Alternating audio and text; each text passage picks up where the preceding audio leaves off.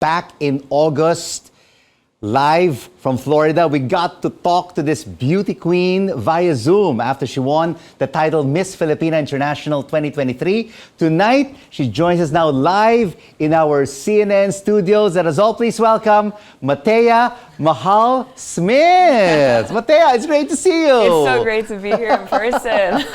Yes, your first trip to Manila since winning the Miss Filipina International 2023 title. What does it feel like? What does this homecoming feel like? Well, it's always great coming home to the Philippines, be surrounded by the culture, the people, my family, and especially eat the food. Eat the food. What have you eaten so far since you arrived here in Manila? Gosh, what haven't I eaten? I got pandesal finally. Because you can't find that anywhere but better in the Philippines. But yeah, it's great to be here.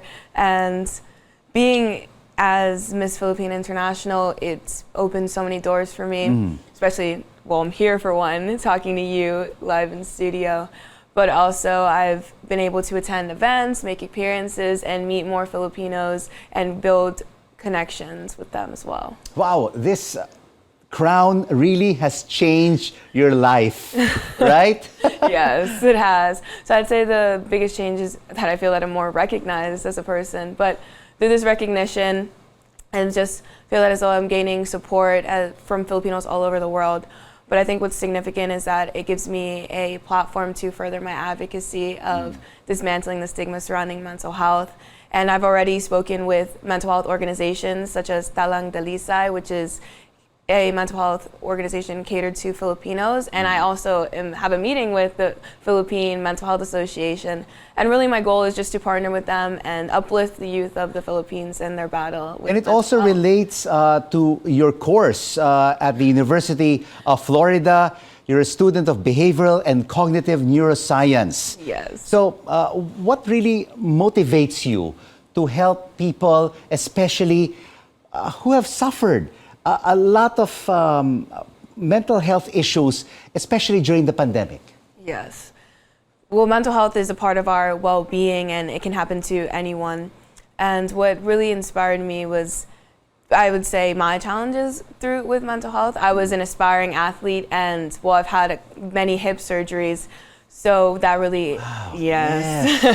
And you want to reach a certain level as an athlete, and then you get injured. Yes. Then you rehabilitate, and then you get injured again. Wow, yes, that's basically what happened. And I had to end my career as an athlete, and going through that was very hard on me because being a runner was all I knew in life at a time. And that also happened during COVID, so it was very isolated. But through the support and help of my family and knowing that I could reach out and receive the help that I needed is what really got me grounded and brought me back. But not everyone is fortunate enough to have that support, so that's what I want to do with my advocacy, knowing that I'm a shoulder to lean on, knowing that you can come and talk to people and that there are resources available for any battles that you may be facing. Yeah, I mean, support the family is so important. And your mom is here with you in Manila. Yes. With all her love and support. How influential was your mom and your dad in your life and in joining this beauty pageant? I would have to say my parents are very inspirational and influential in my life. The most, I'd say. I've spoken about my mom before, but I'd also like to include my dad as well, as they'd both inspired me.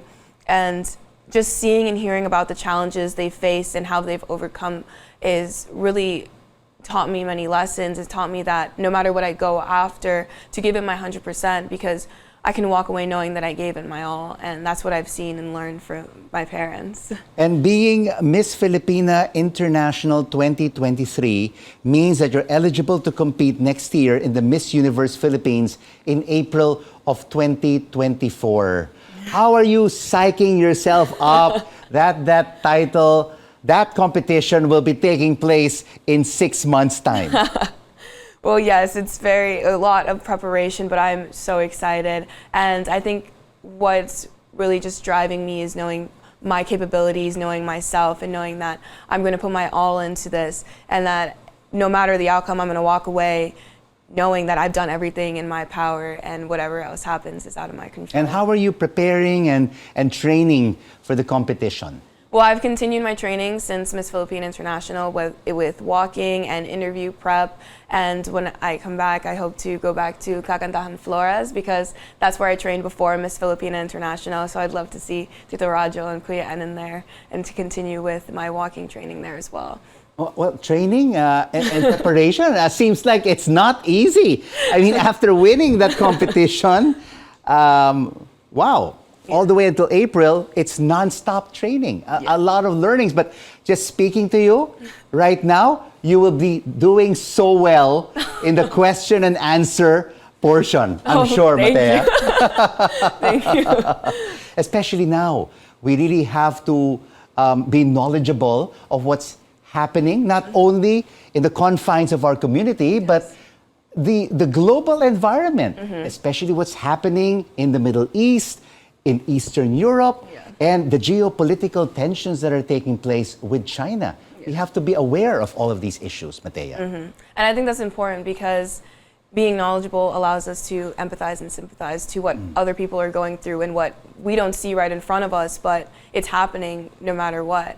So I think that knowledge allows us to connect more and learn more about the world. And you are the first Filipina with African American descent to be crowned Miss Filipina International. What is your message to young Filipinas who are watching us right now on how they could fulfill their dreams and goals in life? Well, I first have to say that my win as first Afro-Filipino was monumental because it is breaking the glass ceiling. And colorism, well, it is apparent in our world. And for a while, it seemed as though fairer skin or lighter complexion was the beauty standard. But my win as an Afro-Filipina, I hope to show little girls who look like me or underrepresented little girls what they can be. This title is not just my own, it belongs to every person who has ever struggled, hoped, and dreamed. And that's what I hope my win takes away. If I'm a judge in the competition, I'm going to give you a perfect 10.